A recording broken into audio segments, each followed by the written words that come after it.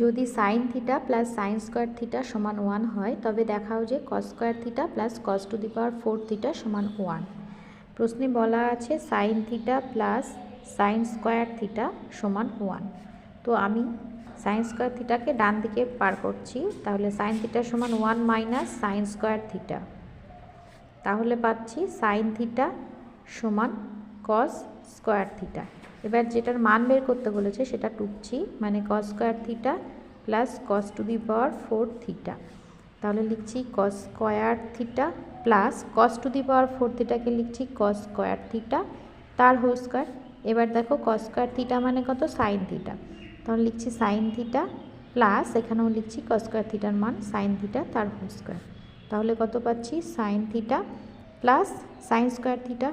এবার দেখো sine theta plus sine square থিটার মান কত দেওয়া আছে, 1 দেওয়া আছে, তাহলে আমি অ্যান্সারটা পেয়ে গেলাম।